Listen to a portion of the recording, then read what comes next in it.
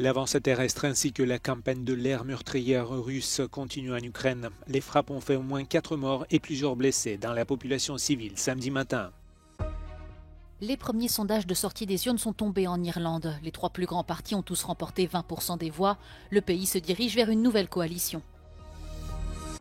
Le parti social-démocrate du chancelier Olaf Scholz, malmené dans les sondages, passe à l'offensive avant les élections anticipées de février 2025. Les troupes gouvernementales ont confirmé que les rebelles se sont emparés d'une grande partie d'Alep, la plus grande ville de Syrie. Le régime d'Assad prépare une contre-offensive.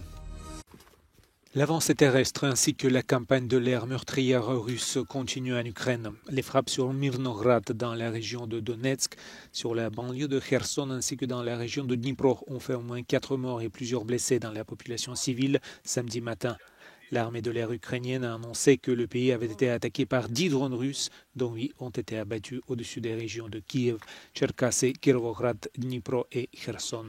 Selon le président ukrainien Volodymyr Zelensky, les chasseurs F-16 avaient effectivement détruit 7 missiles de croisière qui se dirigeaient vers des cibles civiles pendant la nuit.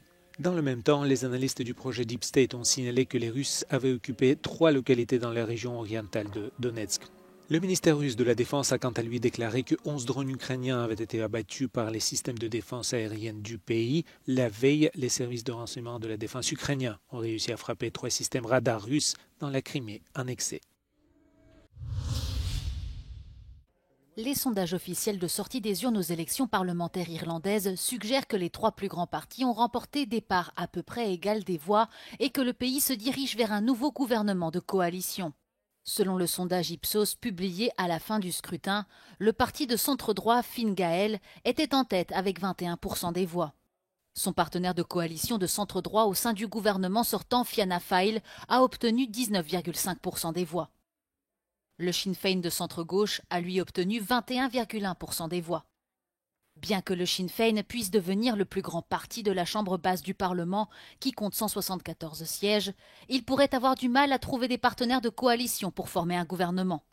Les 2 partis de centre-droit ont refusé de former des alliances avec lui en raison de ses liens historiques avec l'IRA. Le décompte des voix commence samedi matin, mais en raison du système électoral complexe de l'Irlande, il faudra peut-être plusieurs semaines avant que les résultats complets ne soient connus.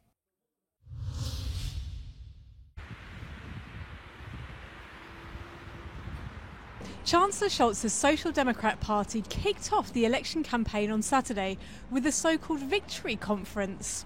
With only 85 days remaining until Germany's snap elections, Scholz positioned the SPD as the only party for the people and heavily criticised the CDU, who are currently leading in the polls. The Chancellor promised to protect jobs and distance Germany from the EU regarding electric vehicles and urged negotiations with China over tariffs. Whilst the mood amongst SPD members was jubilant, Defence Minister Pistorius was not at the conference.